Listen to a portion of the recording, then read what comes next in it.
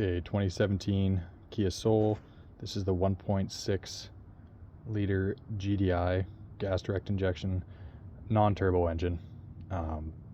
It's got a cylinder 1 misfire, it's had a cylinder 2 misfire, cylinder 3 misfire along the lines. It currently has a few codes related to that. It was in at the dealer. It wasn't simple things such as coils, which are all laying out here right now. So plugs have been changed, the coils have been swapped around. It didn't change which codes were coming up, so we know it's not the coils. Injector 2 on cylinder 2 was replaced, and apparently that helped. That was all by others. It went into the dealer and they said low compression on cylinder 1. I believe they spec it somewhere around 150 psi on this engine, and cylinder 1 they said was sitting around 40.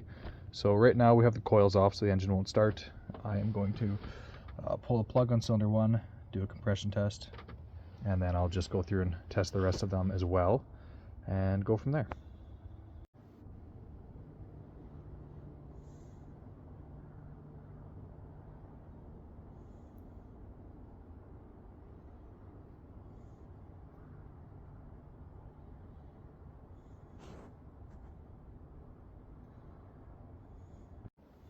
Already had a roadblock.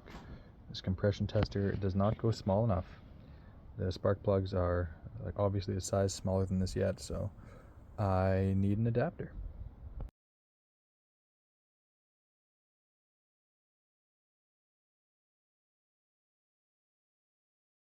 Alright, we added our 177 milliliters of the BG EPR additive here to the oil.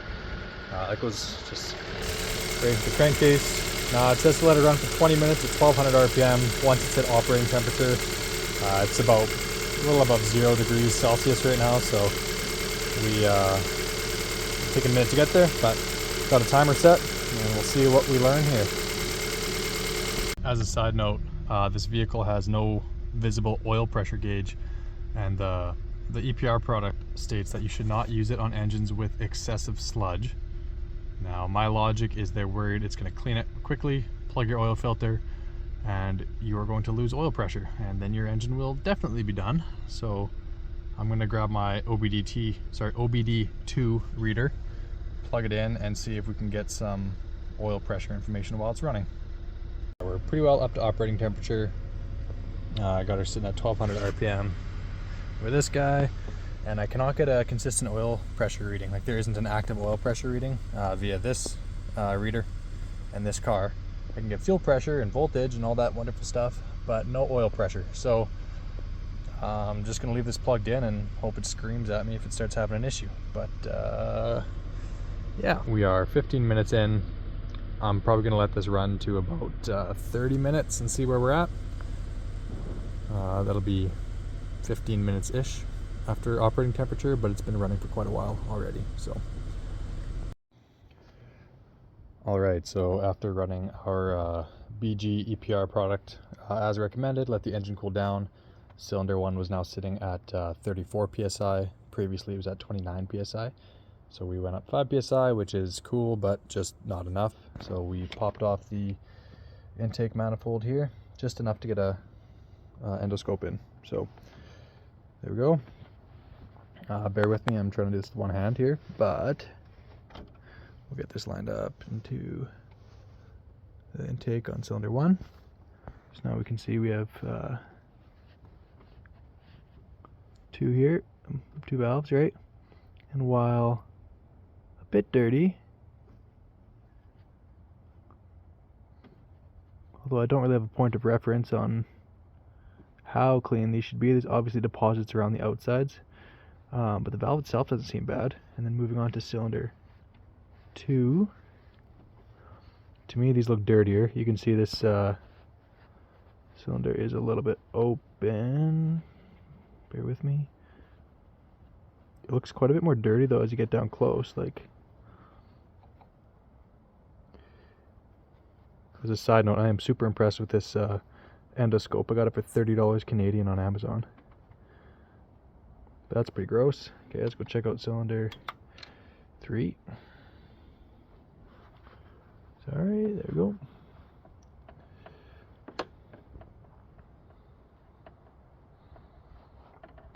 Now what would be cool as if a guy could get some light in there maybe in the cylinder to see if these valves are open at all.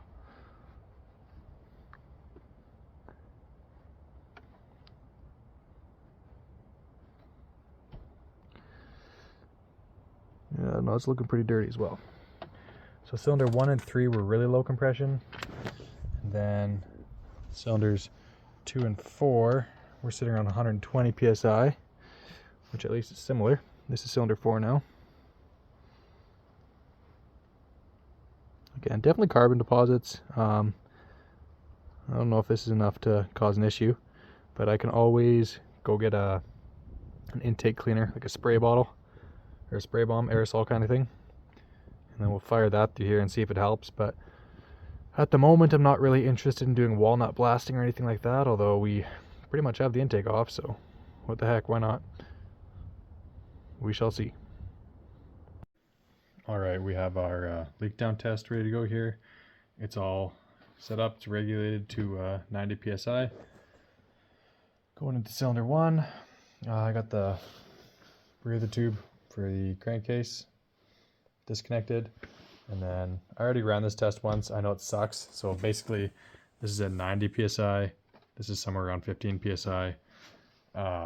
If this was at 77 psi, that would be a 14% leakage, which is getting up there.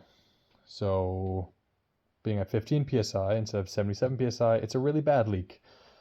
But I just zip tied on a piece of plastic for you guys so you can visualize what I'm feeling. This is the air intake. Can I prop this up? Something like that. Get that focused. There we go. I'm going to plug in our air now. You guys can watch that thing just inflate. So pistons at top dead center. Intake valves are supposed to be closed.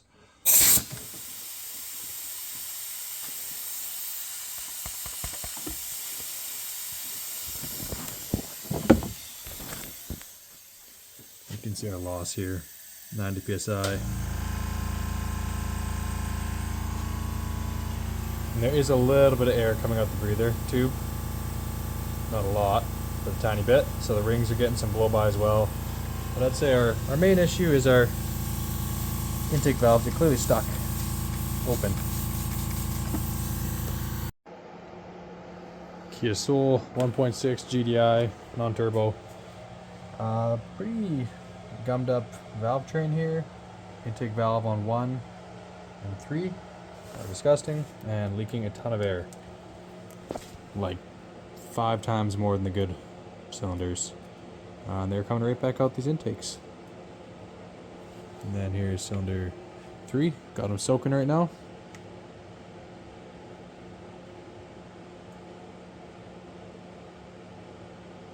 See, these things are quite covered in carbon. And here is the inside of the valve cover. Nice.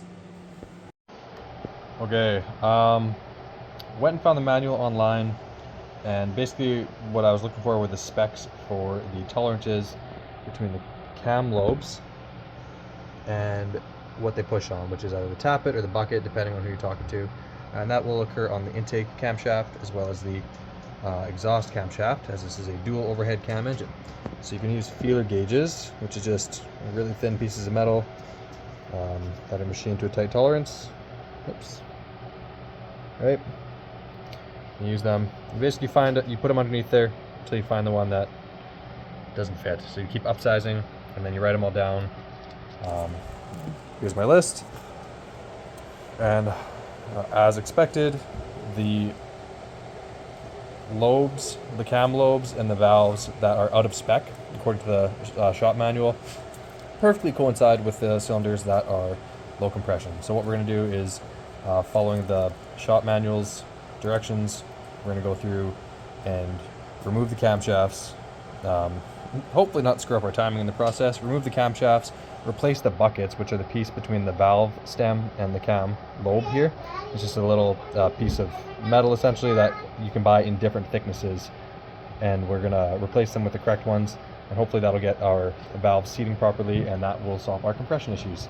Anything beyond that will be carbon buildup or worn out valves that have been burnt out, or piston rings leaking. But I don't think we have too much leaking for piston rings from our leak down test.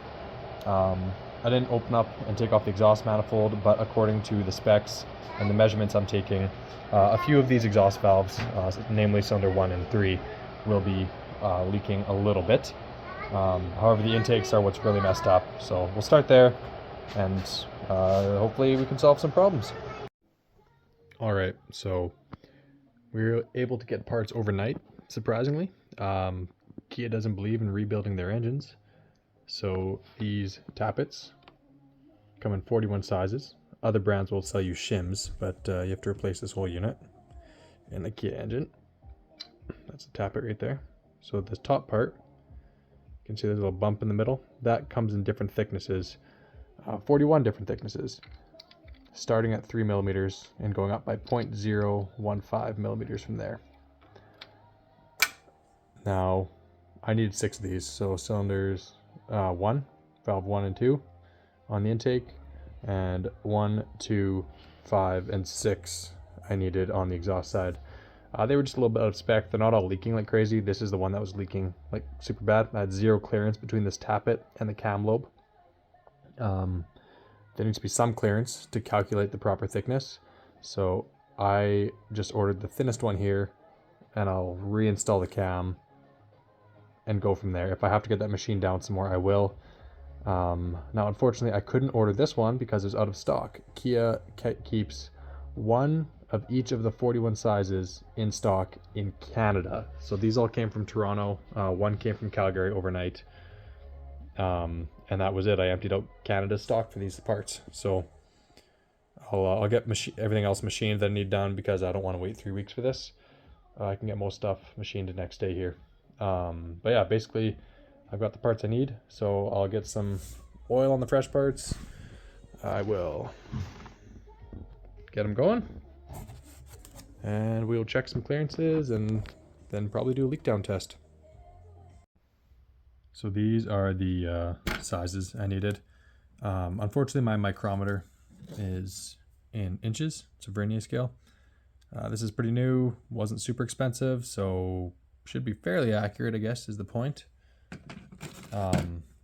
Now I'm busy converting back and forth because these parts are metric when you order them. This one is the intake valve 1 that I couldn't actually spec, so I went as small as I could, and hopefully it's got enough clearance. If not, that's off to a machine shop to get taken down even farther, because I am not pulling the head on this engine and replacing the head for better valve seats. That's what the other requirement would be. So that may be out of spec, but we'll try it and see once the camshafts are on. This guy was unavailable. So we are, again, if this has to go to machine shop, one of the old valves is getting machined to match that spec. This guy, through the rest of these, should have been available.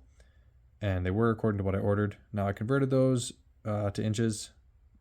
Obviously there's a bit that can be lost in translation there. But for the most part, using significant figures and whatever other methods to stay accurate, these should be fairly accurate conversions. Then I went through and I actually measured our new tappets with a micrometer, just to be sure, because the packages were poorly labeled and none of them actually matched. Our biggest one is 0.1265, should have been 0.127. Second biggest was 0.1261, should have been 6.4. So unfortunately, our biggest one would have actually been a better match for our second biggest, yada yada. But we're going to work with what we got here and just put them from smallest to biggest and use them appropriately.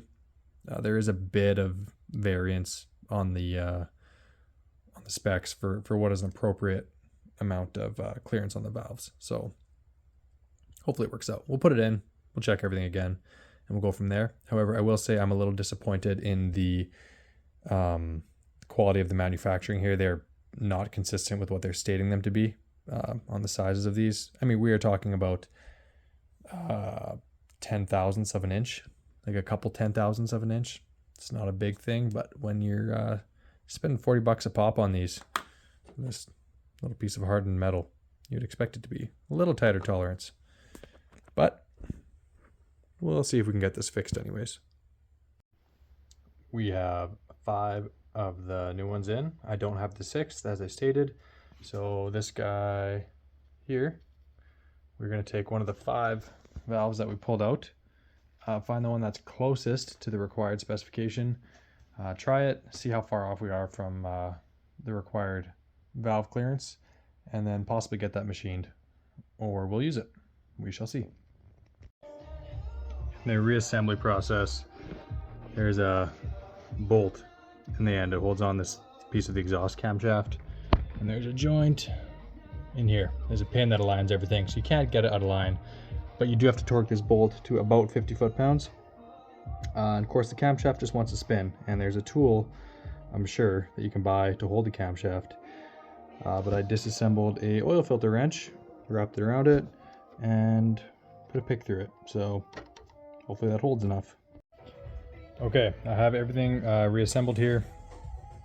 As expected, cylinder 1, this is our main problem cylinder, is having issues still. So I bought the thinnest bucket I could, or tappet. I couldn't actually measure what I needed because it had 0 clearance between the tappet and the camshaft. Problem being, without that clearance, you can't calculate what you need because it's still not shutting all the way. The valve is still hanging down into the combustion chamber a little bit. And then on this one, I was able to calculate what I needed, and I just couldn't get it. Kia doesn't have the parts in North America. So it's a 3-week wait for those right now. I wanted to test this out as it was. So I put the thinnest bucket I had in, which was actually the original one from this valve here. And it was like, 0.01 millimeters thinner than what was in there. So this still isn't meeting the clearance spec. Neither is this one. The solution I have, if I want to get this all within manufacturer spec, I'm going to take those 2 buckets out, take them to a machine shop, get them to take them down a couple thousandths, and that would put us basically within spec. But as it sits right now, there is clearance between both of these cam lobes and the buckets, and what that means is the valves are able to shut all the way. So I threw the leak down test on and got sad very quickly. Threw it at top dead center, and I was still only hitting like 25 psi on the secondary. And if you recall from the beginning, I was at 15 psi, so a 10 psi jump is still horrendous. However, I threw some carpet cleaner in and got a little nylon brush on a drill, opened those valves up, and spent some time cleaning, like probably 15 minutes. Shoved a rag in there a few times, cleaned it out, and then we're gonna throw air back on here so you guys can see. So we are back. We want to be at 90 psi here. We'll regulate that down. We're at 71 psi now. Our original good cylinders were at 55-ish psi. So this is great. It's fantastic, really. I'm not gonna no compression until I put it all together and get the starter all hooked up and everything. But yeah, I'm pretty excited. Update: I slammed this all together, checked clearances. The tolerance on valve 1 of cylinder 1 on the intake side, this was one that was sticking really far open, and I had 0 clearance when I checked between the lobe of the cam and the tappet with the feeler gauges. Because I had 0 clearance, it was still sticking open a little bit in the combustion chamber, so I wasn't able to initially accurately measure and do the math on how much how thick of a tappet I would need. However, I bought the smallest one, being 3 millimeters, and I sent that off to a machine shop after testing it to make it smaller, because even though Kia only makes it down to 3 millimeters, I'm sure for durability reasons, I did need it smaller to meet their specifications on clearances. And in the case of this engine, it is not worth it to us to replace the head. I'd much sooner have a slightly out of spec tappet, and I'll explain to you how in a second. And I just got these back like 5 minutes ago. I measured it real quick, and I'm converting it from imperial to metric, but it works out to 0.115 inches, works out to like 2.92 millimeters. And when I did the math, I needed one being 2.832 millimeters. So this is the closest they were able to get it after monkeying around at the machine shop. They're pretty tight tolerances. So I'm gonna roll with it. It's still slightly out of spec from that 0.2 that is our 0.2 millimeters. That is our goal for clearance, but it should work. So we're gonna put it together, test everything, and hopefully get this thing out of my garage. All right, so we just got the bolt in the end of the exhaust camshaft torqued up to 50 foot-pounds. You can see I'm scratching this a little bit. I'm sure that'll be all right. The hardest part about this whole process, in my opinion, is two things. That is hard to tighten, as I think I previously mentioned. To get that, you need to somehow immobilize this. I'm using a modified pipe wrench, sorry, oil filter clamp. And then the other part that sucks is this access port down here. You can kind of see that. Yep, right there. That is where the timing chain tensioner is. It's based on oil pressure, but there is a ratcheting mechanism, kind of similar to drum brakes. It self-tightens. You have to dislodge that, pull the chain up, and you can hear the oil piston retract, kind of a squelching sound. And then while you have the ratcheting plate pulled sideways, you need to use a second pick or a small nail or whatever to push behind it, kind of above to the left of it. I will try and get a shot of it on the scope here so you guys can see, because that is by far what's the most time consuming. I've spent like 25-30 minutes every time I need to do this just trying to get that to work. It's really hard alone. Two people would be very marginally easier. There's just not much room to work here. But we're gonna move on and start bolting down these camshafts.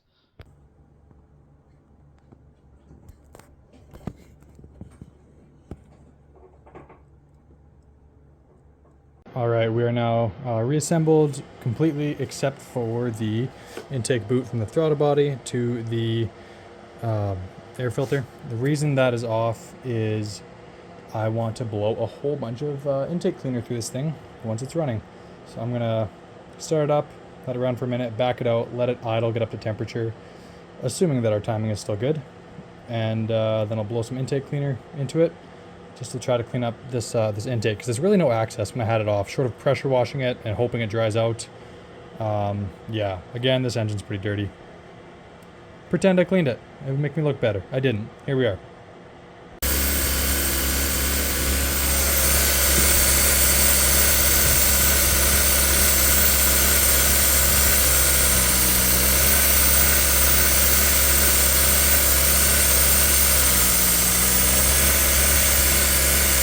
Okay, I just finished an oil change.